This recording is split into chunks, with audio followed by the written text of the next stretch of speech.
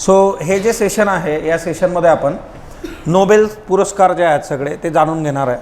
तुम्हाला नोबेल पुरस्कारांसंबंधी काय काय प्रश्न विचारले जातात तर PYQs जर तुम्ही बघितलेत UPSC मध्ये तुम्हाला याच्याशी रिलेटेड करंट बेस बेसिक विचारलं जाईल, ते या लेक्चरमध्येच कव्हर केलेलं आहे. पण राज्यसेवेमध्ये तुम्हाला स्ट्रेट फॉरवर्ड प्रश्न येतात. सब्जेक्ट कुठल्या विषयासाठी कोणाला दिलं, साहित्य असेल त्यातल्या त्यात विचारले जाण्याचे चान्सेस दोन जास्त असतात, एक साहित्य आणि दुसरं शांततेचं नोबेल. तुम्ही जर फ्रिक्वेन्सी बघितली विचारायची तर ती जास्त आहे याच्यामध्ये. सो तो एक कन्सर्न याच्यामध्ये लक्षात ठेवा. मग आता आपल्याला मूळ पुरस्कार जे आहेत त्या पुरस्कारांचं बेसिक सायमल्टेनियसली इकडे जे व्यक्ती तुम्हाला दिलेली आहे बघा, अल्फ्रेड नोबेल ज्यांच्या नावाने हे दिलं जातं, ती व्यक्ती कोण होती, असे बेसिक्स जे आहेत तर ते आपण डील करूयात. सर्वप्रथम जे आहे नोबेल पुरस्कार कोण देतं, तर नोबेल पुरस्कार देणारी जी संस्था आहे तिचं नाव आहे royal Swedish academy of sciences. पुरस्काराची रक्कम जवळपास जे आहे 10 दशलक्ष क्रोनर म्हणजे 1.14 मिलियन अमेरिकी डॉलर्स असते. मग आता भारताच्या रुपयामध्ये ती किती झाली तर ती तुम्ही करू शकता, बरोबर. आता याच्यामध्ये कसं असतं, तुम्ही जर बघितलं असेल की नोबेल पुरस्कारांमध्ये एक पुरस्कार बऱ्याचदा 3 लोकांना दिला जातो, 2 लोकांना दिला जातो. मग असं 3-2 लोकांना ज्यावेळेस दिले जातात नोबेल पुरस्कार त्यावेळेस ती रक्कम डिवाईड होते. प्रत्येकाला एवढे पैसे ते देत नाहीत, बरोबर. तिच्यामध्ये पण कसं असतं की 2 लोक असेल 50-50% तिच्यामध्ये असतं मोस्ट प्रॉब्ली. 3 लोकांच्या बाबतीत असं पण डिस्ट्रीब्युशन असतं की समजा ABC या तिघांना मिळालेलं आहे, तर समजा Aला 50% रक्कम, Bला 25, Cला 25, किंवा या तिघांमध्ये पण जे आहे 33% जे आहे इक्वल डिस्ट्रीब्युशन असं ते असतं. तर हे प्रत्येक पुरस्काराच्या बाबतीत बघावं लागतं की हे दिलं आहे तर कसं दिलेलं आहे. ओके, आजवर याच्यावर इतका डिटेल प्रश्न नाही आला, पण तुम्हाला माहीत पाहिजे एवढंच आहे की जितक्या लोकांना मिळेल रक्कम तेवढीच राहील, ती डिस्ट्रीब्यूट होईल तिच्यामध्ये. त्यानंतर 27 नोव्हेंबर 1895 अल्फ्रेड नोबेल यांचं जे मृत्यूपत्र होतं लास्ट विल अँड टेस्टामेंट, त्याच्यानुसार जे आहे त्यांच्या मिळकतीतली एक मोठी रक्कम भौतिकशास्त्र, रसायनशास्त्र, वैद्यकीय, साहित्य आणि शांततेच्या नोबेलसाठी दिली होती. त्याच्यानुसार सर्वात पहिलं नोबेल 1901 मध्ये दिलेलं आहे. फिजिक्स, केमिस्ट्री, मेडिकल, लिटरेचर आणि पीस. अर्थशास्त्राचं नोबेल सुरुवातीला याच्यामध्ये नव्हतं. मग अर्थशास्त्राचं नोबेल कधी आलं, 1968 मध्ये आलं, 1968 मध्ये. रिक्स बँक जी आहे स्वीडनची सेंट्रल बँक यांनी अल्फ्रेड नोबेलच्या स्मरणार्थ अर्थशास्त्राचं नोबेल द रिक्स बँक्स प्राईज म्हणून सुरू केलेलं आहे. सो हे सुरू झालेलं आहे 1968 मध्ये. आता याचा डिक्लेअर करण्याचा पण एक सिक्वेन्स असतो. सर्वात आधी मेडिसिनचं तुम्हाला डिक्लेअर होतं. ओके, सो मरणोत्तर नोबेल दिलं जातं का, तर मरणोत्तर नोबेल दिलं जात नाही. पण इन केस असं झालं, आता हा पण नियम कधी बनला 1974 मध्ये की मरणोत्तर नोबेल जे आहे ते दिलं जात नाही. पण जर एखाद्या व्यक्तीला डिक्लेअर झालं समजा आणि मग त्या व्यक्तीचा मृत्यू झाला तर त्या व्यक्तीला पुरस्कार दिला जाईल. हा एक रेफरन्स याच्यामध्ये लक्षात ठेवा. क्लिअर. आता याच्या बाबतीत पण बरेचसे डिबेट्स असतात. आता एक कमेंट आपल्या याच्यात रेग्युलर करंटमध्ये होती, त्यांनी म्हटलं होतं की हे वेस्टमधल्याच पाश्चिमात्य देशांनाच मिळतं, तिथल्याच लोकांना मिळतं, किंवा शांततेचं नोबेल जे आहे ते आता जे दिलेलं आहे समजा इराणमधल्या महिला संबंधीच्या कार्य करणाऱ्या कार्यकर्तीला दिलेलं आहे, तर अशाच देशांना हे दिलं जातं का की जे वेस्टच्या अगेन्स्ट काहीतरी करतात आणि मग तिथं काम करणारे त्या सरकारच्या अगेन्स्ट असणारी लोक त्यांनाच हे दिलं जातं का, असे पण डिबेट्स आहेत. ओके, शेवटी तो पुरस्कार म्हटल्यानंतर त्याच्याशी रिलेटेड बऱ्याचशा बाबी ज्या आहेत ते येत राहतात, ते डिबेट्स होत असतात. पण स्पर्धा परीक्षेच्या दृष्टीने आपल्याला ते डिबेट्स तसे विचारले जात नाहीत किंवा आपण तिच्यामध्ये न पडलेलं बरं. आपल्या कामाशी काम, जे प्रश्न विचारले जातात तेवढं डील करा, दॅट्स इट. ओके. 10 डिसेंबरला हा पुरस्कार दरवर्षी प्रदान होतो. नियर अबाउट 123 इयर्स झालेले आहेत पुरस्कार दिला जातो. फक्त 1940-42 ह्या वर्षांमध्ये हा दिला गेला नव्हता. आणि the reason was world war second. दुसरं जे महायुद्ध होतं तो सगळा काळ होता. सो या काळामध्ये हे दिलेलं नाही आहे. वर्ल्ड वॉर 2 साठी पण महत्त्वाचे रेफरन्सेस आजच्या डेटमध्ये न्यूजमध्ये आहेत. त्याच्यामुळे वर्ल्ड वॉर 2 हे येत्या काळामध्ये महत्त्वाचं असणार आहे. GS1 UPSC करता तुम्ही ते लक्षात घेतलं पाहिजे. सो अल्फ्रेड नोबेल यांच्याबद्दल जाणून घेऊयात. अल्फ्रेड नोबेल ही जी व्यक्ती होती, या व्यक्तीने डायनामाइटचा शोध लावला होता. डायनामाइटचा शोध लावल्यानंतर त्या डायनामाइटच्या शोधातून यांना बरीचशी रक्कम मिळाली होती. जसं टिपिकल जे आहे डायनामाइट कशासाठी वापरलं जातं, तर ते डिस्ट्रक्शन, वेपन्स, खूप मोठ्या प्रमाणावर पैसा यांनी कमवला. पण ते जे डायनामाइट होतं त्या डायनामाइटमधून काय होतं आहे समोर, डिस्ट्रक्शन. मग आता एवढा पैसा आपण कमवला आणि तोही डायनामाइटसारख्या गोष्टीतून जे आहे तो आलेला आहे. सो या पृथ्वी तलाला नष्ट करण्याची ताकद त्या डायनामाइटमध्ये आहे. पण या पृथ्वी तलावर जे जीव आहेत त्यांच्यासाठी जी लोक चांगलं काम करतात त्यांचाही सन्मान झाला पाहिजे. मानवतेकरता ज्या लोकांनी खूप वाहून घेतलेलं आहे, मग त्याच्याकरता अल्फ्रेड नोबेल जे होते त्यांनी स्वतःची जी आहे विल तयार केली होती, मृत्यूपत्र, आणि तिच्यामध्ये त्यांच्या प्रॉपर्टीपैकी एक मोठा हिस्सा बाजूला ठेवला. तो हिस्सा बँकेमध्ये इन्व्हेस्ट केला गेला. तिच्यातला एक पर्टिक्युलर पार्ट जो असतो तो दरवर्षी याच्यासाठी वापरला जातो आणि ते सगळे कॅल्क्युलेशन्स त्याच्यामध्ये बसतात सगळे. सो अल्फ्रेड नोबेल ही जी व्यक्ती आहे, यांचे वडील जे होते ते इंजिनियर होते. इमॅन्युएल नोबेल असं त्यांचं नाव होतं. 1833मध्ये यांचा जन्म झालेला आहे, 1833, स्टॉकहोम. आता बघा, हे जे शहर आहे हे महत्त्वाचं आहे. हे पुरस्कार कुठं दिले जातात, हे पुरस्कार जिथं दिले जातात त्या शहरांची जी आहे तर ती नावं हिच्यामध्ये येतात बघा. त्याचे मॅप पण आपण बघणार आहोत, तोही आपला मुद्दा इथं क्लिअर होऊन जाईल. सो स्टॉकहोममध्ये 21 ऑक्टोबर 1833ला जन्म झाला. रशियामध्ये बालपण गेलेलं आहे. आता तुम्हाला इथं जे आहे ते बोल्ड करून दिलेलं आहे. रशियामध्ये ते लहानपणी रशियामध्ये त्यांचं बालपण आहे. फ्रान्स आणि अमेरिका तिथं त्यांनी शिक्षण घेतलेलं आहे. अमेरिकेमध्ये रसायनशास्त्र आणि तंत्रज्ञानाचं शिक्षण घेतलेलं आहे. साहित्य, रसायनशास्त्र, भौतिकशास्त्र तिच्यामध्ये इंटरेस्ट होता. डायनामाइटचा शोध लावला होता. त्यांचे भाऊ जे होते Ludvig Nobel, Robert Nobel, Emil Oscar Nobel, Alfred Nobel यांचे मोठे बंधू होते. हे सगळे काय आहेत, हे सगळे उद्योगपती आहे. म्हणजे तसं जर बघितलं ही फॅमिली तशी वेल ऑफ होती, तिच्याशी बिलॉंग करणारी ही व्यक्ती आहे.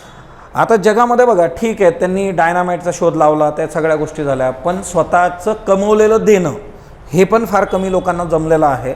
फार कमी लोक स्वतःच्या याच्यातून काहीतरी दुसऱ्याला देतात. अदरवाईज जे आहे ते नंतर काय होईल त्याचं काय सांगता येत नाही. पुण्यातले बरेच वाडे जे आहे ते असेच पडून आहेत बघा आज. ओके, आणि आपल्याला रूम काही भेटत नाही. ओके, 10 डिसेंबर 1896 निधन झालं. एका वर्षाने त्याचं मृत्यूपत्र उघडून बघितलं. त्या मृत्यूपत्रामध्ये ठेवलेलं होतं की 3.1 कोटी स्वीडिश क्रोनार एवढी रक्कम जी आहे ती नोबेलसाठी तुम्ही ठेवा. आता ही वेगवेगळ्या सुरक्षित ठेवींमध्ये जे आहे बँकांमध्ये आहे त्याचा 60-70% जो आहे दरवर्षी काटला जातो. त्याचे 5 भाग केले जातात आणि ते नोबेलच्या याच्यामध्ये डील होतात. ओके, आता याचे निकष असतील किंवा कुणाची निवड करायची वगैरे वगैरे वगैरे, त्या समित्यांचे प्रतिनिधी कोण असतील हिच्यामध्ये जे आहे मृत्यूपत्रामध्ये विवेचन आहे, त्याच्यानुसारच ते डील होतं. त्यातल्या त्यात पण जे आहे नोबेल मिळालं म्हणजे सगळं झालं बाबा, मोक्ष भेटला आपल्याला, आयुष्य सार्थकी लागलं असं काही नाही आहे. असं मानणारे पण काही पुरस्कार ते होऊन गेलेले आहेत. म्हणजे अर्थशास्त्रामध्ये तुम्हाला असे काही अर्थतज्ञ मिळतील की ज्यांना नोबेल मिळाल्यानंतर विचारलं की कसं वाटतंय तुम्हाला आता, ते म्हटलं की 4 लोक माझ्याबद्दल काय विचार करतात आणि ते मला पुरस्कार आज देतात हे महत्त्वाचं नाही आहे. मी जे काम केलेलं आहे येणाऱ्या 4 पिढ्या पुढं जाऊन माझ्याबद्दल काय विचार करतात हे जास्त महत्त्वाचं आहे, किंवा ते काम किती फ्रुटफुल ठरतं ते महत्त्वाचं आहे. सो शेवटी पुरस्कार जो आहे तो एक सिम्बॉलिक असतो, प्रोत्साहनपर आहे. सो अशी पण बरीच लोकं असतील की जे खूप डिझर्व करतात पण त्यांना ते मिळालेलं नाही आहे, असंही असू शकतं. ओके, सो आता इथं ऑक्टोबर महिन्याच्या सुरुवातीला नोबेल पारितोषिक दरवर्षी डिक्लेअर होता, जे आता झालेलं आहे. ऑक्टोबरमध्ये आपण आहोत, फर्स्ट वीक जो आहे कंप्लीट.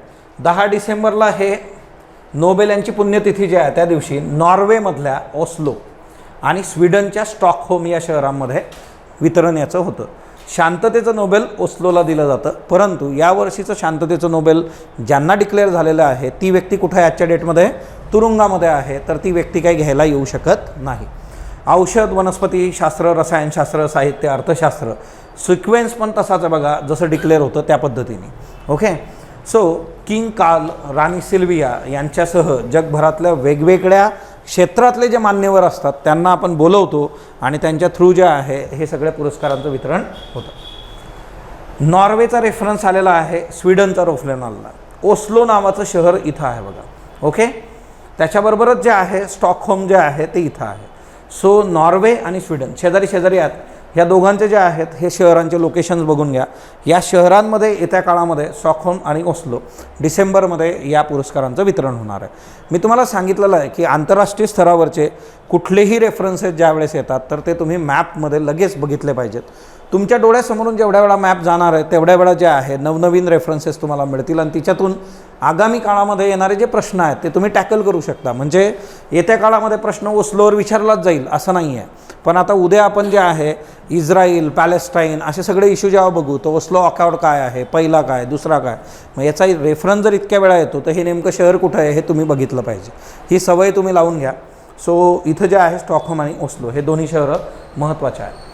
आता पहिलं जे मिळालेलं आहे तर ते मेडिसिनचं नोबेल mRNA याच्या थ्रू जे आहे, म्हणजे हे mRNAची लस बनवली होती कोविडची, त्या शास्त्रज्ञांना मिळालेलं आहे. आता मागच्या वर्षीच आपण म्हटलं होतं की हे मिळू शकतं, पण ते मागच्या वर्षी तेव्हा काही दिलं गेलं नव्हतं, ते आता डिक्लेअर झालं. तुमच्यासमोर कॅटलिन कॅरिको आणि ड्रीव वाईसमॅन जे आहे हे दोन लोक आहेत. For their discoveries concerning nucleoside based modifications that enable the development of effective mRNA vaccines against कोविड-19. कोविड-19च्या अगेन्स्ट mRNA वॅक्सिन त्यांनी बनवलं, त्याच्यासाठीचा न्यूक्लियोटाईड बेस मॉडिफिकेशन्स केलेत आणि त्यामुळे आता कोविड-19चे जे वॅक्सिन्स आहेत ते वेगवेगळे आहेत. म्हणजे ते आता जसं mRNA बेस्ड आहे तसे इतर पण वॅक्सिन्स आहेत. आपलं एक इयरबुक आहे, त्या इयरबुकमध्ये हे वेगवेगळ्या प्रकारच्या वॅक्सिनचे सगळे टाईप्स आणि त्याचं सगळं एक्सप्लेनेशन आहे, तर ते मी तुम्हाला ग्रुपवर शेअर करेल किंवा एखाद्या दिवशी आपण डिस्कस करू. सो आता इथं सिम्पली एक प्रश्न येतो, what is mRNA then? RNA DNA आपण सायन्समध्ये शिकलेलो आहोत. तुमचं काम आहे की जनरल सायन्समधून DNA आणि RNA याचं बेसिक तुम्ही प्रॉपरली बघितलं पाहिजे. Okay, so what is mRNA? mRNA which stands for the Messenger RNA. नावातच आहे याच्या मॅसेंजर. ओके, सो न्यूक्लिक ॲसिडच्या फॉर्ममध्ये असतं आणि हे जेनेटिक इन्फॉर्मेशन कॅरी करतं. नावातच आहे मॅसेंजर, म्हणजे काहीतरी मॅसेज घेऊन जातं. कसला मॅसेज? जेनेटिक इन्फॉर्मेशनचा मॅसेज असतो. Okay, like other vaccines the mRNA vaccine also attempts to activate immune system to produce antibodies that help counter an infection from live virus. आता काय असतं, कुठलंही वॅक्सिन तुम्ही घेता तर त्या वॅक्सिनमुळे काय होतं, तुमच्या बॉडीमध्ये एक इम्युनिटी जी आहे ती जन्माला येते. कशी येते? मॅक्झिमम वॅक्सिनमध्ये काय असतं, ज्या व्हायरस बॅक्टेरिया त्याच्या अगेन्स्ट तुम्हाला डील करायचं आहे ते तिच्यातले जे आहे वीक व्हायरस, वीक बॅक्टेरिया तुमच्या बॉडीत टाकले जातात. हळूहळू बॉडी त्याच्या अगेन्स्ट जे आहे इम्युनिटी डेव्हलप करते आणि तसं ते वर्क करतं. इथं तसं होत नाही. इथं डायरेक्टली mRNA जेनेटिक कोड घेऊन जे आहे जेनेटिक इन्फॉर्मेशन थ्रू ते डील करतो. तशी गरज इथं भासत नाही. Okay, most of the vaccine जे आहे ते वीकेंड डेट बॅक्टेरिया और व्हायरसेस जे आहे evoke to response from the immune system. बघा, एकतर वीक किंवा डेड बॅक्टेरिया और व्हायरस ते आपल्या बॉडीमध्ये टाकतात. म्हणजे ज्याच्या अगेन्स्ट आपल्याला लढायचं आहे त्याच्या अगेन्स्टच बॉडी आपल्याला तयार करते. फक्त तिच्यामध्ये फुल स्ट्रेंथ नाही आहे, वीक असतात किंवा डेथ असतात. मग त्यांच्या याच्यानुसार आपली बॉडी जे आहे तर ती अँटीबॉडीज डील करते. mRNA वॅक्सिन जे आहे only introduce piece of genetic material that corresponds to the viral protein. हिच्यामध्ये काय असतं, पीस ऑफ जेनेटिक मटेरियल, हा ना, तो जो व्हायरस आहे त्याच्या प्रोटीनशी डील करतो ते. And this usually a protein found on the membrane of virus called spike protein. आता स्पाइक प्रोटीन वगैरे काय असतात वाटलं तर त्याचं एक वेगळं सेशन घेऊ. त्यासाठी एक किंवा आपल्या इयरबुकमध्ये एक आर्टिकल आहे, मी ते आर्टिकल जसंच तसं तुम्हाला तुमच्या ग्रुपवर शेअर करतो की स्पाइक प्रोटीन्स आणि ते कसं डील करतं. Okay, so mRNA vaccine does not expose individual to the virus itself. mRNA वॅक्सिनचं वैशिष्ट्य काय आहे की कोविडच्या अगेन्स्ट तुम्हाला डील करायचं होतं तर कोविड व्हायरसच्या अगेन्स्ट डायरेक्टली तुमची बॉडी जे आहे सफर नाही करणार mRNA वॅक्सिन वापरलं तर. इतरांच्या बाबतीमध्ये तुम्हाला जे आहे वीकेंड व्हायरस जो आहे और डेड व्हायरस तुमच्या बॉडीमध्ये टाकला जाईल. So mRNA offer strong safety advantage. आता याच्यामध्ये काय आहे, स्ट्रॉंग सेफ्टी ॲडव्हान्टेज. व्हाय? कारण तुमच्या बॉडीमध्ये कुठलाही व्हायरस किंवा कुठलाही जो आहे बॅक्टेरिया डेड और वीकेंड याच्यात जात नाही. So as the minimal genetic construct it harbours only the elements directly required for the expression of encoded protein. So basically जो इनकोडेड प्रोटीन आहे त्याच्याशीच तर डील करणार. तुमच्या बॉडीमध्ये कुठलेही जे आहे वीकेंड व्हायरस आणि ते जाणार नाही.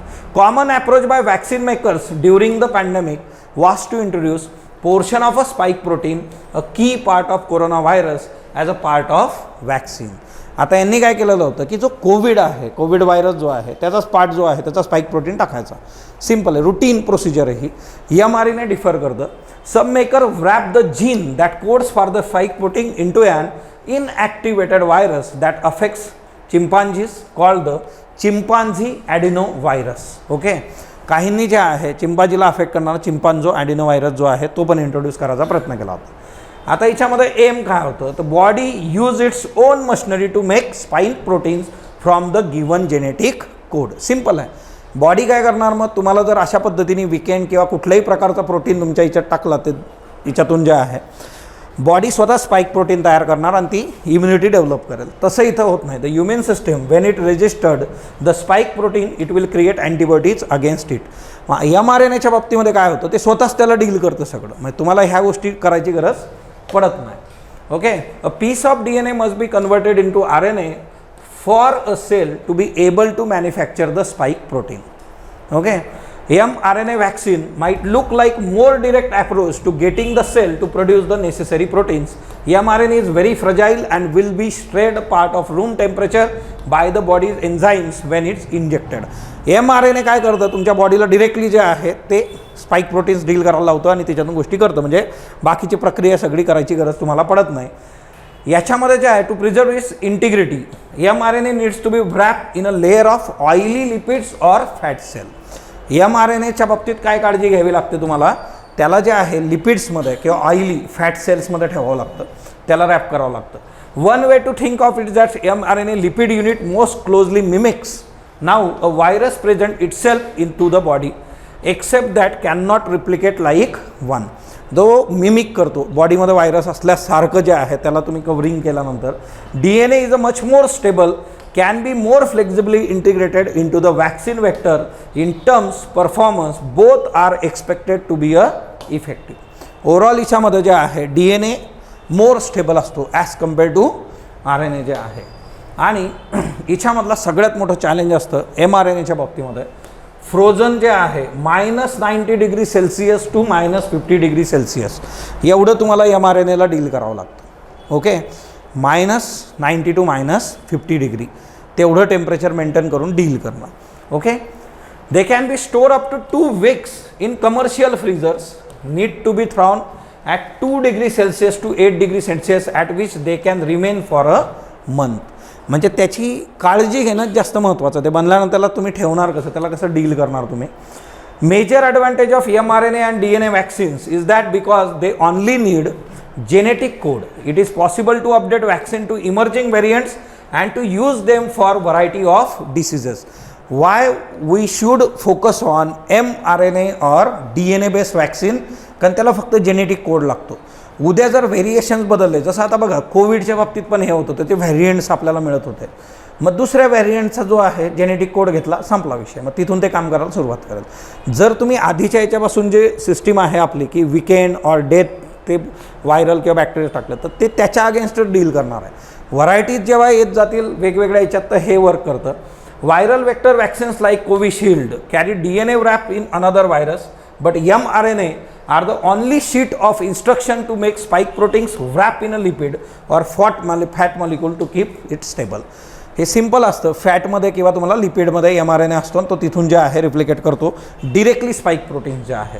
The case of COVID-19 mRNA vaccines develop by Moderna, Pfizer, Pune based, Geneva bio pharmaceutical जे आहे तर यांनी पण केलं होतं. UPSC प्रिलिम्समध्ये एक प्रश्न विचारला होता तुम्हाला, वेगवेगळे वॅक्सिन कोविडचे आणि त्याचा बेस काय आहे.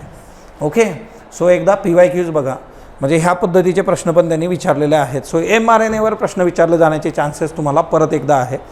mRNA, RNA, RNAचे प्रकार, DNA basics. Okay, next one. आता 1980s मध्ये हे डील झालेलं होतं की mRNA जो आहे तर तो एक वॅक्सिन खूप चांगला आपल्याला देऊ शकतो की त्याचा बेस बनवू शकतो वॅक्सिनचा. आणि 1989 पासून ॲक्च्युअली काम याच्यावर खूखूप चांगलं सुरू झालं होतं बघा. ओके, देन आता ही जी 2 लोकं आहे, कॅटलिन केरिको. कॅटलिन केरिको 1955 मधला जन्म आहे, जोलनोक, हंगेरी. ओके, हंगेरी हा देश कुठे आहे बघून घ्या तुमच्या मॅपमध्ये जे आहे. त्यांनी 1982 मध्ये जेगेट विद्यापीठातून PhD केली. Hungarian academy of sciences post doctoral fellowship केली.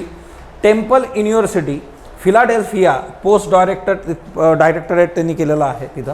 ओके, त्याच्यानंतर पेनिन्सिल्विया विद्यापीठामध्ये सहाय्यक प्राध्यापक म्हणून काम केलं आहे. 2013 नंतर कॅटलिन बायोटेक RNA फार्मास्युटिकल कंपनीच्या वरिष्ठ उपाध्यक्ष त्या होत्या. 2021मध्ये कोविड काळात कोरोनासाठी mRNA लस विकसित केली. याच्यावर प्रश्न येण्याचे चान्सेस किती आहे? निग्लिजिबल आहेत, एकदम रेअरेस्ट ऑफ द रेअर. पण तुम्हाला माहीत पाहिजे ही व्यक्ती कुठं होती, काय शिकली. 2021मध्ये mRNA लस कोविडसाठी दिली गेली. ड्यू वेसमन जे आहे, ड्यू वेसमन जन्म मॅसेच्युसेट्समध्ये 1959मध्ये झाला आहे. 1987मध्ये बोस्टन विद्यापीठातून PhD केली, MDच्या पदव्या मिळवल्या. हॉर्वर्ड मेडिकल स्कूल जे आहे, बेथ इस्रायल डेकोसन मेडिकल सेंटरमध्ये त्यांनी क्लिनिकल प्रशिक्षण केलेलं आहे. 1997मध्ये वेसमनने स्वतःचा संशोधन ग्रुप काढला होता. पेनसिल्वेनिया विद्यापीठामध्ये पेरलमन स्कूल ऑफ मेडिसिनमध्ये त्यांनी संशोधन सुरू केलं होतं आणि आत्ता पेन इन्स्टिट्यूट ऑफ RNA इनोव्हेशनचे संचालक ते आहेत. सो ह्या 2 लोकांचं इंट्रोडक्शन. इथं जे आहे UPSC तर असल्या याच्यावर प्रश्न नाही विचारणार, विचारला तर MPSC तुम्हाला विचारू शकते. सो मेडिकलसाठीचं नोबेल कुणाला मिळालेलं आहे? सायमल्टेनियसली कुठल्या विषयासाठी मिळालेलं आहे? mRNAमध्ये इंटरेस्ट कुणाचा आहे? UPSCचा आहे. क्लिअर? Next one.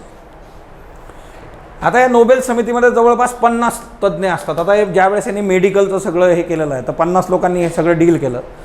शरीर विज्ञान के औषधीशास्त्र आतापर्यंत 113 नोबेल यांनी दिलेले आहेत 1901 पासून. 12 महिलांना हा पुरस्कार मिळालेला आहे मेडिसिनमध्ये. आणि फेडरिक जी बँटिंग या सर्वात कमी वयात पुरस्कार मिळवणाऱ्या होत्या. 32व्या वर्षी इन्सुलिनच्या शोधासाठी नोबेल त्यांना मिळालं होतं. Frederick G Banting at the age of 32 in case of medicine. Okay. Next one. भौतिकशास्त्र, फिजिक्ससाठी जे आहे 3 लोकांना मिळालेलं आहे. पेरे ॲगस्टिनी, फेरेन्स कॉज आणि ॲनी हुलियर. आता यांनी काय केलेलं आहे तर generate the attosecond pulses of light for the study of electron dynamics in matter. Attosecond pulses. आता ॲटोसेकंड काय असतो, फिजिक्समध्ये कसा वापरला जातो, याचा नेमका काय फायदा आहे, याच्यावर प्रश्न आपल्याला विचारले जातील. ओके. सिम्पल आहे की तुम्हाला आयदर दे विल आस्क फिजिक्सचं नोबेल कुणाला गेलं, हे 3 लोक कशासाठी गेलं. ओके. 3 लोक कुठले आहेत हे बघा. वेगवेगळ्या देशांमध्ये अमेरिकेचे पिएरे ॲगस्टिनी, जर्मनीचे फेरेन्स क्रॉज आणि स्वीडनचे ॲनी एल व्हीलर. भौतिकशास्त्राचा नोबेल यांना मिळालेला आहे. यांनी अशी उपकरणं विकसित केली होती, असे इन्स्ट्रुमेंट डेव्हलप केले ज्यातून ॲटोसेकंदामध्ये इलेक्ट्रॉनचं जग तुम्ही पाहू शकता. इलेक्ट्रॉन जो आहे ॲटोसेकंद किती शून्य आहे तिच्यावर? 15 शून्य. सकाळच्या सेशनमध्ये बघितलं होतं आपण. सो 15 शून्य जे आहे. ओके. ॲटोसेकंद म्हणजे जे आहे याद्वारे आता यांनी काय केलं की युनिवर्स, ब्रह्मांड वगैरे जे आहे त्याचं वय शोधणं. आता हे सोडलं, आता ब्रह्मांडाचं वय सोडलं तरी आरोग्य, हेल्थमध्ये हे आपल्या कामाला येतं. ॲटोसेकंद जे आहे हे हेल्थमध्ये किंवा ओव्हरऑल सायन्समध्ये खूप महत्त्वाचा मुद्दा आहे. आता ह्या 3 लोकांबद्दल आपण जाणून घेऊया, then will see that concept attosecond. Anne L Huillier 1887मध्ये त्यांनी एक निरीक्षण नोंदवलं होतं की जेव्हा नोबेल गॅसमधून इन्फ्रारेड लेझर लाईट टाकली जाते तेव्हा प्रकाशाचं अनेक ओव्हरटोन दिसतात आणि या प्रत्येक ओव्हरटोनची एक वेगळी सायकल असते. जेव्हा एका वायूच्या अणूवर प्रकाश पडतो तेव्हा असं घडतं आणि अणूंच्या इलेक्ट्रॉन्सना ऊर्जा मिळते, त्यामुळे अणू प्रकाशित होतात. म्हणजे जे होतं की नोबेल गॅस कुठले आहेत, आता हा एक बेसिक मुद्दा याच्यामध्ये येतो. सो नोबेल गॅसमधून ज्यावेळेस तुम्ही इन्फ्रारेड रेज टाकणार आहात तर तिच्यामधून तुम्हाला काय मिळतील तर वेगवेगळे जे आहेत ओव्हरटोन्स मिळतील. ह्या ओव्हरटोनची प्रत्येकाची सायकल इंडिव्हिज्युअली डिफरंट राहते. ओके. पिएरे ॲगस्टिनी यांनी 2001मध्ये प्रकाशाशी संबंधित एक प्रयोग केला होता. म्हणजे हे सगळं कशाशी रिलेटेड चालू आहे? Light. Okay. What is the speed of light?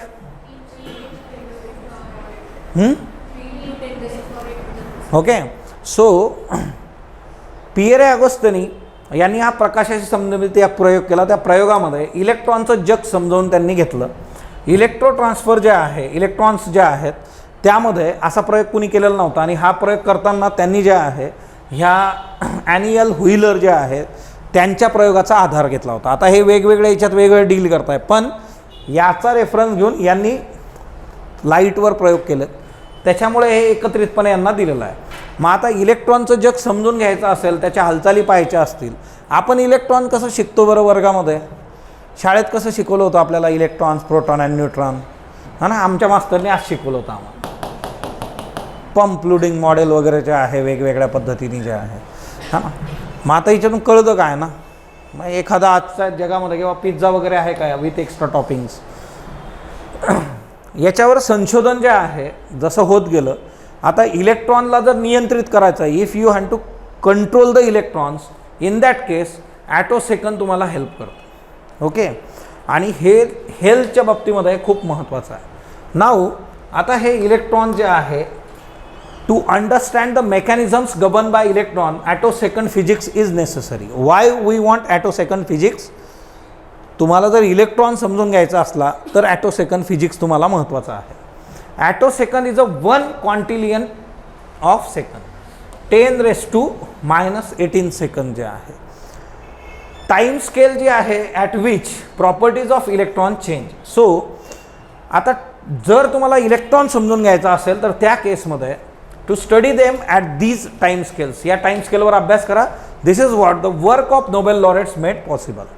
Attosecond science, including attosecond physics or attophysics, deals with production of extremely short light pulses and using them to study super fast processes. याच्यामध्ये काय केलं जातं बघा, वरची concept काय होती ॲटोसेकंद, खालची काय ॲटोसेकंद सायन्स. ॲटोसेकंद सायन्समध्ये काय केलं जातं, extremely short light pulses produce केल्या जातात. कशासाठी? To study super fast processes. छोट्या ज्या आहेत लाईटच्या पल्सेस सुपरफास्ट प्रोसेसर्ससाठी डील केल्या जातात. आता हमिंग बर्ड नावाचा पक्षी तुम्ही बघितला असेल. ओके, बऱ्याच ठिकाणी असतं, डिस्कवरीवर सकाळ दुपार संध्याकाळ दाखवतात बघा हमिंग बर्ड. हमिंग बर्डच्या विंग ज्या असतात ना, तर त्या एका सेकंदामध्ये तो 80 वेळा फडफड करतो. एका सेकंदात 80 वेळा. 1 सेकंद कधी पास होऊन गेला आपला कळत पण नाही.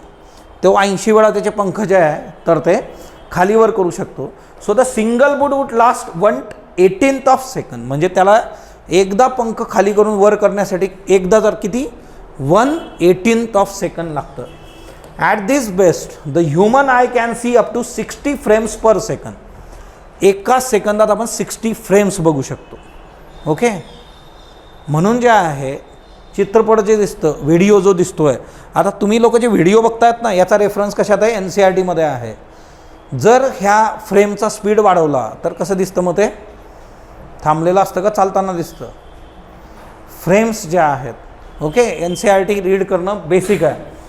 Then which is not good enough to see a single wing beat, it happens. Instead the wings motion would appear as blur. At a time आपण असं बघू शकत नाही, म्हणून आपल्याला काय करावं लागतं, स्लो मोशन. ओके, असं हे गणित आहे. मग हे एक्झाम्पल यांनी कशासाठी दिलं, तर तुम्हाला जे आहे की ॲटोसेकंड कसं आहे तर ते डील करायला. आता रॅबिट नावाची एक कन्सेप्ट आहे याच्यात. आपल्यासाठी रॅबिट म्हणजे काय, ससा. ओके, कापूस पिंजून ठेवला जसा. A measure technique to measure the duration of short light pulse is called as rabbit. Short light pulse मोजण्यासाठीचं जे आहे टेक्निक जे आहे त्याला रॅबिट असं म्हटलं जातं. The device use to produce attosecond pulses cost crores of rupees. आता हे जे ॲटोसेकंड्स आहेत हे जनरेट करण्याची प्रक्रिया अशी साधी सोपी नाही आहे. याच्यासाठी खूप पैसा लागतो, तुम्हाला खूप ॲडव्हान्स स्किल लागतात, great skill to operate and they are bulky. That's why हे इतकं सोपं नाही आहे. जरी आता सगळं आलं तर त्याच्याकरता तुम्हाला खूप, म्हणून रिसर्च अँड डेव्हलपमेंटमध्ये तुमच्या GDPचा किती पैसा गेला पाहिजे, तुम्ही किती इन्व्हेस्टमेंट केली पाहिजे, मग ती आपली कमी पडते का, आपल्याला का नाही मिळत हे. मग आपल्या इथून मिळालेल्या लोकांची पण यादी आपल्याकडे आहे, पण ती तेवढीशी नाही आहे. मग याची कारणं काय आहेत ती आपण बघितली पाहिजे. केमिस्ट्री, केमिस्ट्रीचं नोबेल 3 लोकांना मिळालेलं आहे ना, मॉन्गी, वेलंडी, लुईस ब्रस, ॲलेक्झिक इकिमॉव. यांनी काय केलं, discovery and synthesis of quantum dots. Quantum physics प्रश्न ऑलरेडी विचारून झालेला आहे. क्वांटम येत्या काळामध्ये UPSCसाठी एकदम इंटरेस्टिंग टॉपिक हे असणारच आहे की ज्याच्यावर ते प्रश्न विचारतील तुम्हाला. सो क्वांटम फिजिक्स जे आहे, सो रसायनशास्त्राचं नोबेल आणि तिच्यातले क्वांटम डॉट्स याच्यासाठी यांना दिलं केमिस्ट्री. आता हे जे आहेत बघा, Massachusetts Institute of Technology, Moungi, Bawendi, Columbia विद्यापीठाचे Louis Brus, nano crystal technology संस्थेत काम करणारे ॲलेक्सी आय इकिमॉव, हे 3 लोक आहेत. ओके, इथे तुम्हाला जे आहे पाश्चिमात्य जगाचा जो आहे प्रभाव केमिस्ट्रीच्या बाबतीत पण दिसतो. क्वांटम डॉटचा शोध लावणं, त्याचं ॲनालिसिस करणं, त्याच्यासाठी यांना पुरस्कार मिळाला. Then what is quantum dots? Then तुम्हाला सिम्पली हाही प्रश्न विचारला जाऊ शकतो, which of the following statements are correct regarding quantum dots. So quantum dots are crystal just a few nanometers wide holding only a few thousand atoms. फक्त काही हजार atoms hold करणारे जे असतात तर ते क्वांटम डॉट्स असतात. कंपेअर जर केलं, single grain of sand can hold around 60 atoms. म्हणजे आपली जी काही सँड आहे त्याचा जर एक सिंगल तुम्ही हे घेतला बघा, कण जर घेतला तर तिच्यामध्ये एवढं येईल. तर तुम्ही इमॅजिन करा की किती छोटा असणार आहे. तिच्यामध्ये जवळपास जे आहे 60 ॲटम्स असतात बघा सिंगल ग्रेन ऑफ सँडमध्ये. Electrons in dot atoms are very close to each other with little wiggle room. आता हे जे असतं ना क्वांटम डॉट्स, हिच्यामध्ये काय असतं, डॉट्सचे ॲटम हिच्यामध्ये इलेक्ट्रॉन जे असतात खूप जवळ असतात. ऑब्वियसली जवळ असतील तर काय होईल, ओके, स्पेस आहे का त्याला जास्तीचा, नाही. At this nano scale the effect of quantum mechanics are more apparent. When some light is shine on a quantum dot, it absorbs and re-emit it at different frequency or color just like some atoms. याच्यावर जर तुम्ही light टाकला तर काही light ते absorb करतं, reflect करतं, तिच्यातून वेगवेगळे कलर्स तुम्हाला दिसतात. म्हणजे सिम्पल आहे, कलरचा जो फंडा आहे तुम्हाला जे आहे, एखादी गोष्ट आता म्हणजे व्हाईट दिसते एखादी गोष्ट. आता या भिंती आहेत, ओके, ऑनलाईनमध्ये नाही दिसणार तुम्हाला. ही भिंत पांढरी आहे, का दिसते बरं ही भिंत पांढरी, काय केलं त्यांनी, रिफ्लेक्ट केलं की ॲब्झॉर्ब केला कलर. किंवा जे आहे हे रेड कलरचं टी शर्ट आहे, हे रेड कलरचं टी शर्ट रेड का दिसतं बरं, हा ना. मग हे जे गणित आहे इथं, तर the colour depends on the size of dot. आता हिच्यामध्ये काय असतं, क्वांटम डॉट्समध्ये जो कलर असणार आहे तो साईज ऑफ डॉटवर असेल, छोटा मोठा जसा डॉट असेल त्याच्यानुसार. आता smaller the dot bluer the colour of the re-emitted light. जर छोटा असेल तर कसं दिसेल ते तुम्हाला, bluer. Okay, this relationship between the size and colour is the result of electrons in the atom jumping from lower to higher energy level before jumping back. हे काय होतं, because they jump from lower to higher energy blocks. The gap between this level depends on the size of each dot. हा जो gap असणार आहे तर तो कशावर असणार आहे, साईज. सो इथं लक्षात ठेवा की क्वांटम डॉट्समध्ये size matters. Okay, then quantum dots have been called as a artificial atoms. MCQ. Okay, quantum डॉट्सला जे आहे आर्टिफिशियल ॲटम्स असंही म्हटलं जातं, because the dots as whole behaves like an atom in some circumstances. Properties of quantum dot change based on how big it is. Simple आहे एकदम. Properties कशा, size matter, साईजनुसारच सगळं आहे. Just by twinkling its size, scientists can change the quantum dots melting point, how readily it participate in the chemical reaction. Simple याच्यामध्ये असा मुद्दा आहे की ह्या ज्या क्वांटमच्या प्रॉपर्टीज आहेत ह्या कशाशी डिलेन करतात, साईज.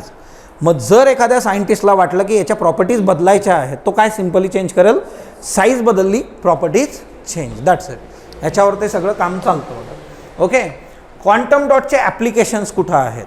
ही जी स्क्रीन तुमच्या समोर आहे, it is a best example of quantum dots. TV screen receiving electric signals and emitting light of different colours. हे जे रंग याच्यामध्ये तुम्हाला दिसत आहेत, स्लाईड असेल, आपण हा पेन घेतला, अजून दुसरा कुठला पेन घेतला, हे सगळं काय आहे ना ते इमिट करतं आहे बघा. ओके, दुसरा कुठलाही कलर तुम्ही घ्या इथं, ते काय करणार, इमिट करून टाकणार तिथं. हे सगळं कोण करतं, क्वांटम डॉट्स करतात. हा सगळा फंडा कोणाचा आहे, क्वांटम डॉट्सचा आहे. Then it can control the path of chemical reaction. जी काही केमिकल रिॲक्शन घडते किंवा ती घडवली जाते त्याचं पण सगळं गणित कोण करतं, क्वांटम डॉट्सवर डील होतं. जर तुम्हाला कंट्रोल करायची असेल, नियंत्रण करायचं असेल केमिकल रिॲक्शनचं, देन क्वांटम डॉट्स तुम्हाला हेल्प करतात. Placing some quantum dots in the mix and making them release the electron from shining atom. Okay, so इथं जे आहे तुम्हाला काही इलेक्ट्रॉन्स रिलीज पण करता येतात. Okay, if one of the energy level as electron jumps between and quantum dot atom its conduction band, dot can operate like a semiconductor. आता बघा, ते सेमी कंडक्टर म्हणून पण वर्क करू शकतं. कधी करू शकतं, ज्या वेळेस एनर्जी लेवल जे असतात, एका एनर्जी लेवलमधून दुसऱ्या एनर्जी लेवलमध्ये जम्प करेल तर it will act as a semiconductor. आता सेमी कंडक्टर युक्रेन आणि रशियाच्या युद्धामुळे असंही खूप न्यूजमध्ये आलं होतं. ओके, कारण काय आहे, जगामध्ये ह्या सेमीकंडक्टरचं प्रोडक्शन कुठं होतं? युक्रेनमध्ये मोठ्या प्रमाणावर आहे. ते रॉ मटेरियल त्याच्यासाठीचं जे आहे. सो देन सोलार सेल्स जे आहे made with a quantum dots are expected to have thermodynamic efficiency as high as 66%. म्हणजे उद्या जर सोलर सेल्स तुम्ही बनवले तर ते सोलर सेल जवळपास कितीची इफिशियन्सी देतील? क्वांटम डॉटचे 66%. सोलर सेल पण डील करू शकतात. Then quantum dots can also highlight tumour that surgeon needs to remove. आता जर एखादा ट्यूमर असेल बॉडीमध्ये, समजा ब्रेन ट्यूमर असा शब्द तुम्ही खूप कॉमन ऐकला असेल. एखादा ट्यूमर आहे, unwanted growth. What is tumour? Unwanted growth in a body. ती जर काढून टाकायची असेल, quantum dot will help you. Then chemical reaction जे आहे तिच्यामध्ये पण चेंजेस करणं. Extract hydrogen from water. पाण्यातून जर हायड्रोजन काढायचं असेल हे हेल्प करू शकतं. मल्टिप्लेक्सियर टेलिकम्युनिकेशन जे आहे, ओके, टेलिकम्युनिकेशनमध्ये सुद्धा हेल्प करतं. सो इथंच एक MCQ तुमचा एकदम प्रॉपर बनतो. In which of the following or what are the significance or applications of quantum dots? TV screen chemical reaction control करू शकतं, एक्स्ट्रॅक्ट करू शकतो वॉटरमधून हायड्रोजन. त्याच्यानंतर जे आहे सेमीकंडक्टर, आजकाल हायड्रोजन अल्टरनेट फ्यूल म्हणून आपण चर्चा करतो आहे. सेमीकंडक्टर, सोलर सेल, ट्यूमर म्हणजे मेडिकलमध्ये हेल्थ हिच्यामध्ये ते एक वर्क करेल, टेलिकम्युनिकेशनमध्ये वर्क करेल. असा प्रश्न तुम्हाला डिरेक्टली UPSC विचारू शकते बघा. देन नेक्स्ट वन, नॉर्वेचे युआन फोस यांना साहित्याचं नोबेल मिळालेलं आहे. ट्रेंड्स जर तुम्ही बघितले तर साहित्याचं नोबेल विचारण्याचे चान्सेस खूप जास्त असतात. म्हणजे PYQsमधून तुम्ही जर बघितलं, आता साहित्यावर चर्चा गल्लीगल्लीत होते, हा ना, असं म्हटलं तरी काय वावगं नाही आहे. In as compare to physics, chemistry, medical अशी कधी चर्चा केली का तुम्ही? चला ॲटमवर चर्चा करूयात आज, है ना, इलेक्ट्रॉनवर करूयात, प्रोटॉनवर करूयात. बट साहित्यावर चर्चा, कविता बरेच लोक लिहितात बघा, ओके. काही लोक इतरांना वाचून दाखवतात, काही लोक स्वतःच वाचतात आयुष्यभर एकट्यात बसून. सो नॉर्वेचे युआन फॉस यांना जे आहे साहित्याचं नोबेल जे आहे ते मिळालेलं आहे. फॉर हिज इनोव्हेटिव्ह प्लेज, त्यांनी जी नाटकं लिहिलेली आहेत, and prose which gives voice to the unseeable. हां, ज्यांना जे आहे बोलता येत नाही, ज्यांचं मत समोर येत नाही, त्यांच्यासाठी जे आहे त्यांनी हे सगळं डील केलेलं आहे. सो आता युआन फोस यांना साहित्याचा नोबेल दिलेला आहे. आणि नाटकं असतील, गद्यलेखन, गद्य म्हणजे काय? कथा, कादंबरी, त्याला आपण म्हणतो गद्य. लहान मुलांसाठी पण त्यांनी पुस्तकं लिहिलेली आहे, ओके. आता कादंबऱ्या, नाटकं वगैरे 40पेक्षा जास्त पुस्तकं लिहिलेली आहेत. जवळपास 110 लाख स्वीडिश क्रोनर, $10 लाख जे आहे इतकी रक्कम नोबेल पुरस्काराची आणि ती त्यांना दिली जाईल येत्या काळामध्ये. त्यांची पुस्तकं आहेत काही. तुम्हाला आता इथं प्रश्न काय विचारला जाऊ शकतो की खालीलपैकी कोणती पुस्तकं फॉस यांनी लिहिलेली आहेत, असा प्रश्न राज्यसेवेला विचारून झालेला आहे. सो आता यांची पुस्तकं बरीच आहेत, पण तिच्यातली खूप अशी तुम्ही वाचली पाहिजेत किंवा जगाने वाचावीत अशी पुस्तकं. जॉन फॉस, ट्रिलोगिन जे आहे, ॲडव्हेक ओलास डॉनर जे आहे, हे जे आहे याचं पुस्तकाचं नाव आहे ट्रिलोजिन, ओके. त्याच्यानंतर पुढचं एक बुक आहे यांचं, ते आहे मेलांचोलिया, ओके. हे पुस्तक जे आहे बघा तुमच्या समोर आहे, मेलांचोलिया. इकडं जे आहे फाशीचा फंदा आहे, इकडं जे आहे खुर्ची आहे. तिच्यावरून तुम्हाला जे आहे मराठी साहित्याचे जे विद्यार्थी असतील बघा इथं आता, तर त्यांच्यासाठी काय आहे की आपण काय बघतो? मुखपृष्ठ बघतो कुठल्याही पुस्तकाचं, की त्या पुस्तकाचं मुखपृष्ठ काय आहे, तिच्यातून काय कळतं तुम्हाला, बरोबर. ही खुर्ची आहे ना, इकडं जे आहे तर ते फाशीचा जो आहे तर तो एक रोप आहे. सो हिच्याहून तुम्ही काय कन्सिडर करता? किंवा आता तिच्यात काय होतं की त्यांना याच्यासाठी आपण देतो आहे सगळं जे आहे नोबेल वगैरे, की अनसेबलचा जो आहे, ज्याला बोलता येत नाही, व्यक्त होता येत नाही, त्याचा आवाज म्हणजे जे आहे तर ते जॉन फॉस आहे. देन हे एक पुस्तक आहे morning and evening, okay. Morning and evening बघा, हिच्यामध्ये कसं आहे ना, एक सगळं ब्लर आहे बघा एकदम, ओके. अशी चित्र मी आयुष्यात बरीच काढलेली आहेत. सो मॉर्निंग अँड इव्हिनिंग जे आहे जॉन फॉस, सो हे एक आहे. Then the other name Septology 1, 2, okay. हे एक बुक आहे. सो ही पुस्तकं जी आहे त्याचे फ्रंट पेज तुम्हाला याच्यासाठीच दाखवलं की नुसती नावं जी आहेत ती शक्यतोवर इथं लक्षात राहणं थोडंसं अवघड आहे, कारण बाहेरची व्यक्ती आहे. आपल्या इथलं असतं बटाट्याची चाळ वगैरे तर लक्षात राहिलं असतं आपल्याला. सो हे थोडंसं जरा लक्षात ठेवा. देन इकडं जे आहे बघा नाईट सॉंग्स जे आहेत, ओके. रॉयल कोट जॉन फॉस, ओके. Night song. सो हे एक बुक आहे. अशी सगळी पुस्तकं जी आहेत तर ती लक्षात ठेवा, okay. Alice at the fire, हे एक बुक आहे अजून. सो जवळपास 6 पुस्तकं मी तुम्हाला दाखवलीत. ही 6ची 6 पुस्तकं तुम्हाला किमान माहीत ठेवण्याचा प्रयत्न करा जर असा प्रश्न आला. यांची बरीच पुस्तकं आहेत, पण ही त्यातल्या त्यात जे आहे जगभराने जे आहे ॲक्सेप्ट केलेली किंवा त्याला जे आहे चांगला रिस्पॉन्स दिला अशी. देन नर्गिस मोहम्मदींना शांततेचं नोबेल. नर्गिस नावाच्या ज्या आहेत अभिनेत्री पण आपल्याकडं होत्या, फेमस होत्या भरपूर, माहिती आहे तुम्हाला. सो कोण होत्या त्या? ॲक्ट्रेस म्हणे. घ्या पुढचं नोबेल तुम्हालाच आहे आता 24. संजू बाबाच्या मातोश्री नर्गिस. काय अभिनेत्री. इराणमधल्या महिलांवर जे काय अत्याचार होतात. आता इराण हा जो देश आहे, इराणच्या बाबतीत याच्या आधी कुठला इश्यू बघितला होता का आपण? कुठला इश्यू होता? हिजाबचा इश्यू होता. मॉरल पोलिसिंगच्या बाबतीमध्ये आपण गोष्टी बघितल्या होत्या. म्हणजे तिथं मॉरल पोलीस आहेत. जर तुम्ही गव्हर्नमेंटचे जे नियम आहेत तुमच्या ओव्हरऑल ड्रेसिंग संबंधीचे, त्याचं जर तुम्ही भान नाही ठेवलं तर तुमच्यावर ॲक्शन होऊ शकते. आणि आता परत त्यांनी खूप स्ट्रिक्ट नियम केलेला आहे, तेही आपण करंटमध्ये बघितलं होतं. म्हणजे तुम्ही इमॅजिन करा की असा देश जो इतक्या एक्स्ट्रीम लेवलला जाऊन गोष्टी डील करतो, अशा देशांमध्ये महिलांसंबंधीच्या अधिकारावर बोलणं हे भयंकर असू शकतं. तुम्हाला जे आहे त्याच्यासाठी बरेचसे परिणाम जे आहे ते भोगावे लागू शकतात. ते नर्गिस सध्या भोगतात. सो इराणमधल्या महिलांवर जे आहे त्याच्या अत्याचाराविरोधात आवाज उठवणारं, तिथल्या महिलांना जे आहे अनेक वर्षापासून जे आहे त्यांना मानव अधिकारांनी त्याच्यासाठी काम करणाऱ्या नर्गिस मोहम्मदी यांना जे आहे शांततेचं नोबेल दिलेलं आहे. आता मूळ 13 वेळा आतापर्यंत त्यांना अटक इराण सरकारने केलेली आहे.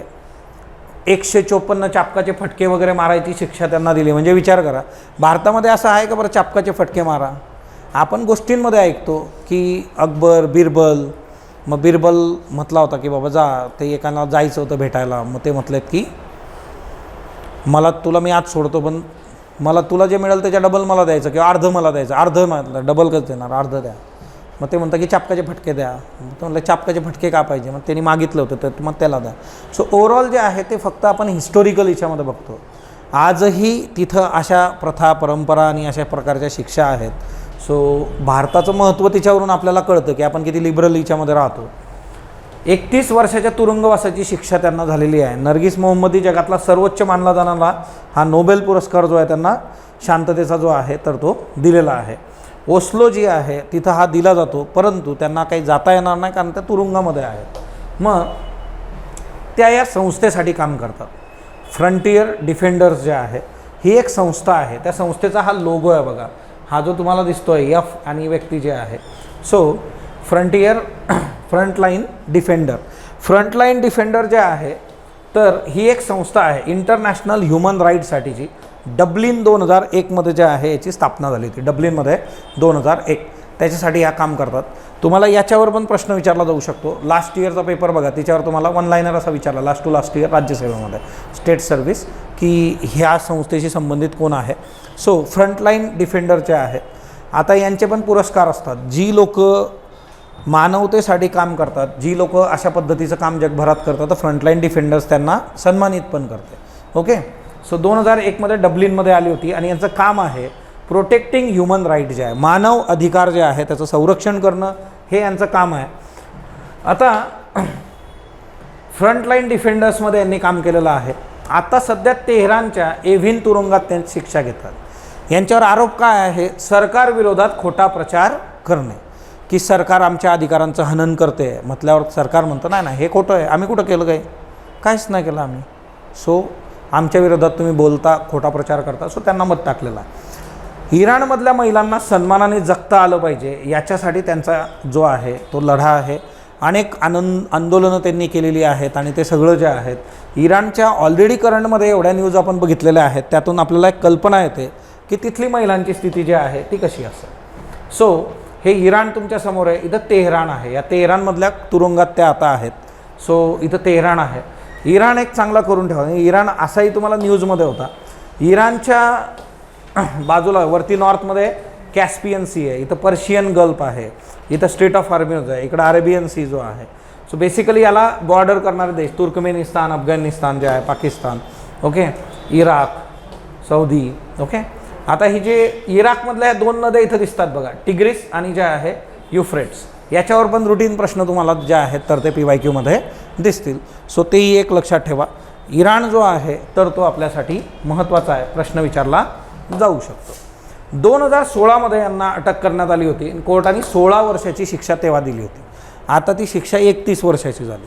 वेगवेगळ्या देशांमध्ये जे आहे ना, जसं म्यानमारच्या बाबतीमध्ये जे आहे आंग सान सू की, त्यांच्यावर एवढे खटले टाकलेले आहेत, प्रत्येक खटल्यात 6 वर्ष 8 वर्ष 10 वर्ष असं करत करत ती एवढी मोठी होणार आहे शिक्षा.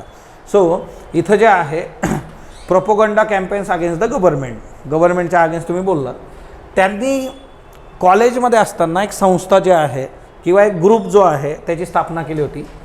तशक्कोल दानेशजोई रोशन गरान असं त्याचं नाव होतं. ओके, कॉलेजमध्ये असताना. म्हणजे आता जे आपण बघितलं फ्रंटलाईन डिफेंडर्स हे तर आत्ता ते काम करत आहेत, पण कॉलेजमध्ये असताना त्यांनी अशी संस्था जी आहे इल्युमिनेटिंग स्टुडंट्स ग्रुप, ओके, विद्यार्थ्यांचा एक गट जो आहे तर तो स्थापन केला होता.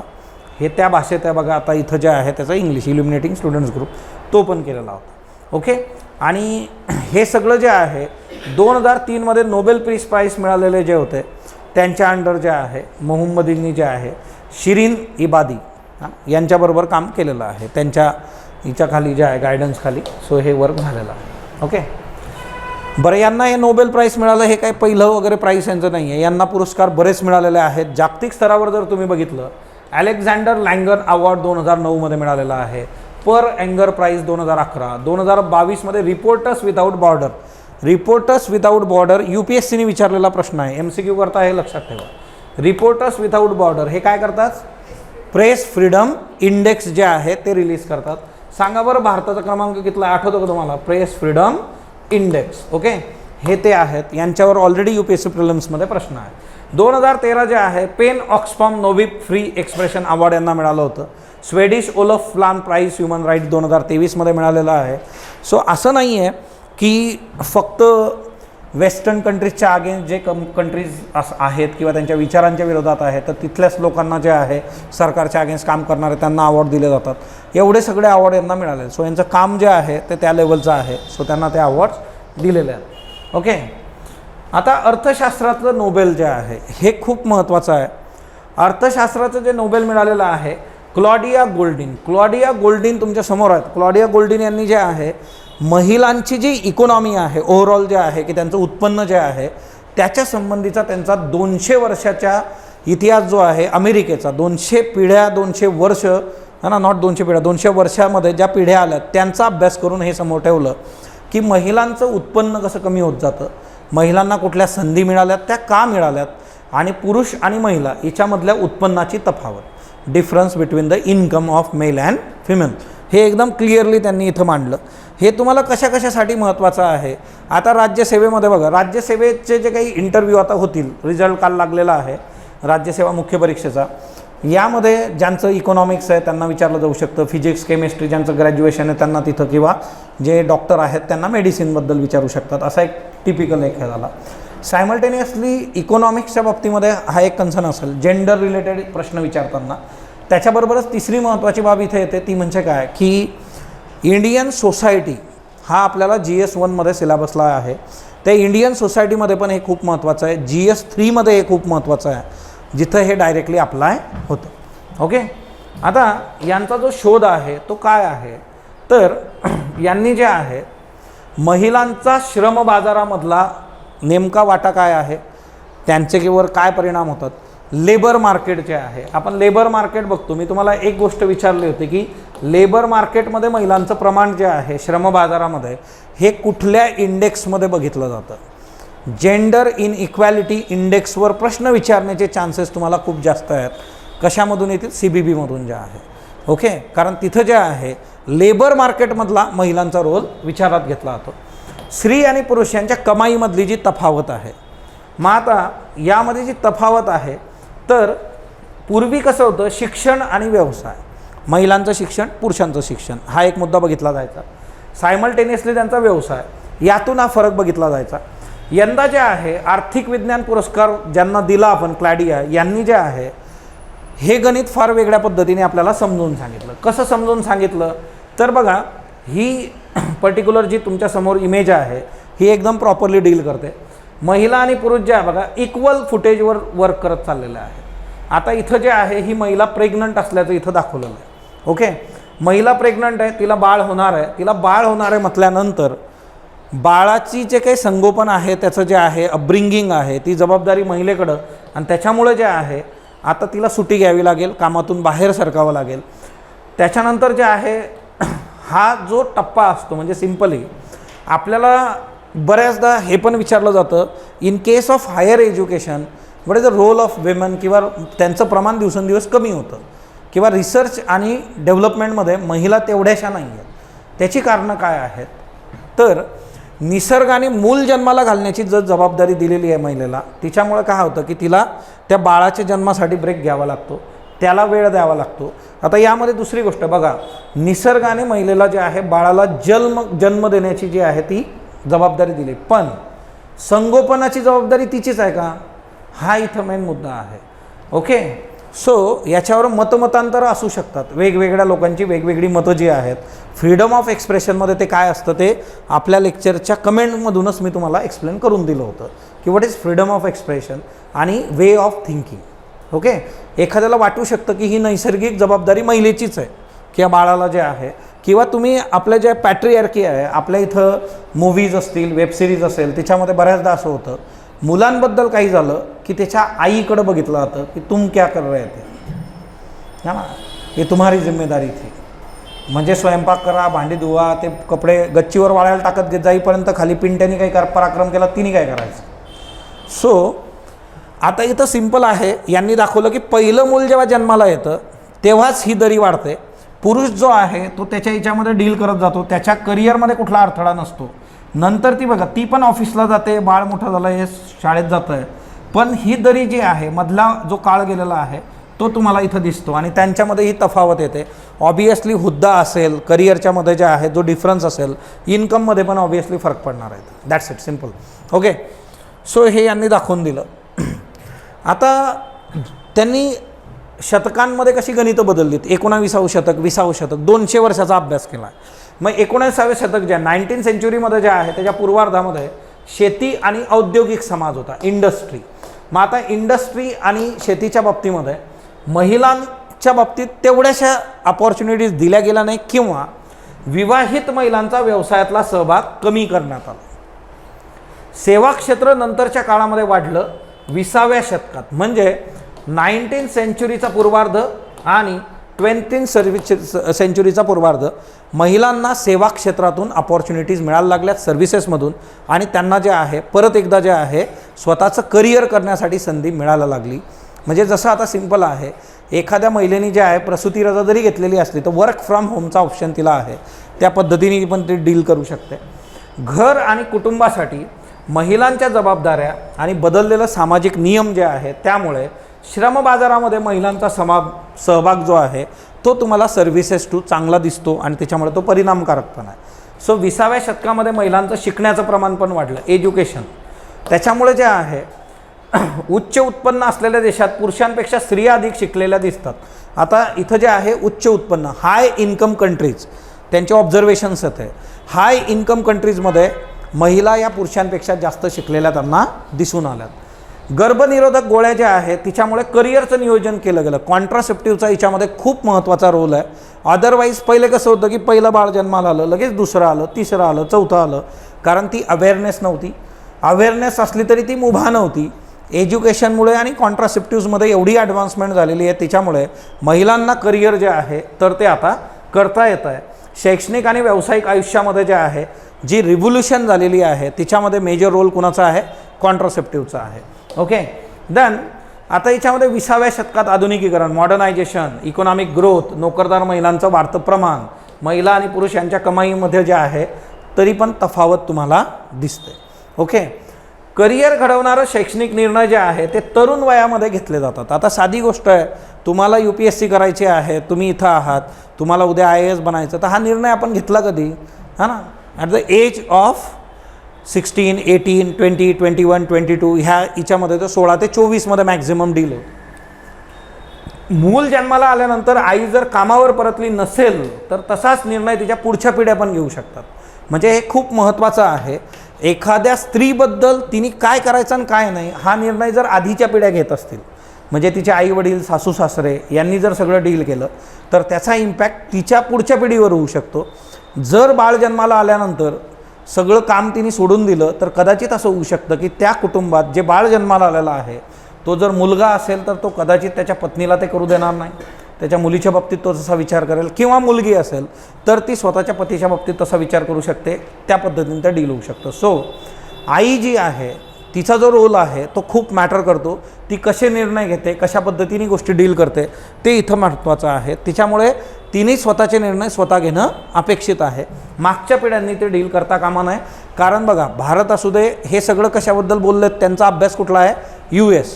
म्हणजे खूप शिकले म्हणजे शहाणे झाले असं नक्कीच नाही आहे.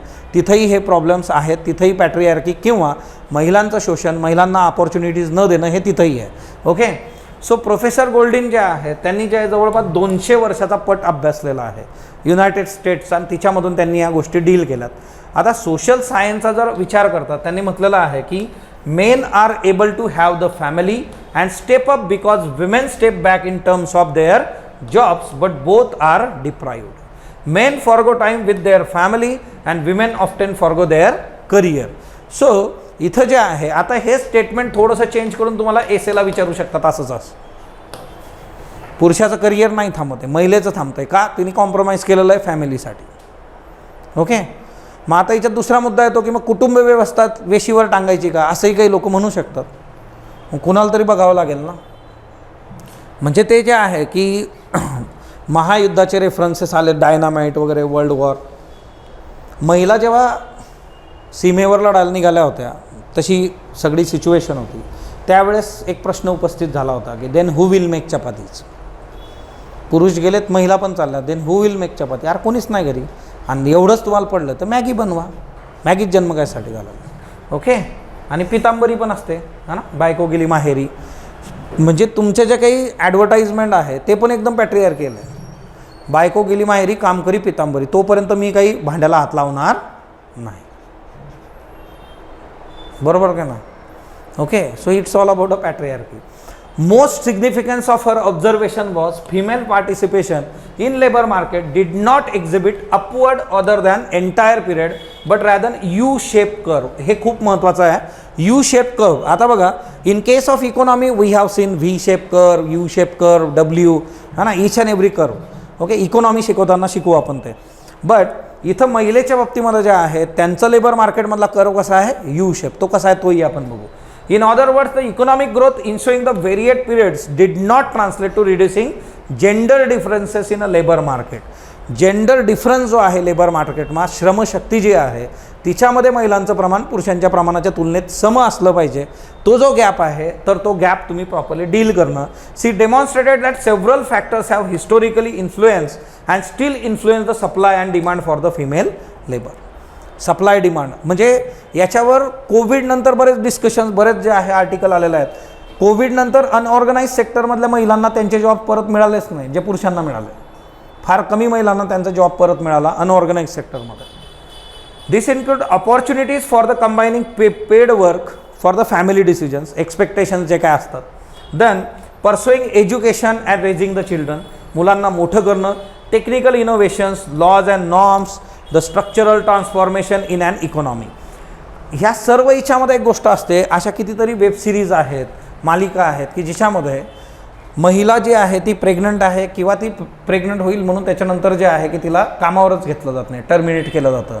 कारण तिला मग तुम्हाला काय करावं लागेल, पेड एक तर जे आहे लीव द्यावी लागेल अकॉर्डिंग टू लॉज आणि ते सगळं. दुसरी गोष्ट अशी असते, तेवढ्या वेळासाठी तिचं काम थांबणार की कुणाला तरी दुसऱ्याला द्या, तो एक मुद्दा असतो. असे बरेच तुम्हाला जे आहेत तर ते जिवंत उदाहरणं आजूबाजूला तुमच्या बघायला मिळतील किंवा ती अपॉर्च्युनिटीज दिली जात नाही. म्हणजे ते नकोच बाबा आपल्याला, त्याच्यापेक्षा जे आहे त्या गोष्टी केल्या जातात. ओके. देन हा U-शेप कर्व आहे. आता हे खूप महत्त्वाचं आहे. हा U-shape curve simply they will ask तुम्हाला जे आहे की कुठला curve labour market in case of females कुठला कर्व तुम्हाला दिसतो अकॉर्डिंग टू जे आहे. तर हे जे आहे U कर्व त्यांनी दाखवलेला. आता ही कुठला काळ आहे, ॲग्रिकल्चर आणि industry. It is a 19th century. 19 सेंचुरीमध्ये काय झालं की महिलांना जे आहे कामावरून जे आहे की इंडस्ट्री आणि ॲग्रिकल्चर तेवढा स्कोप नव्हता, सो लेबर मार्केटमधून त्या ज्या आहे कमी कमी होत गेल्या.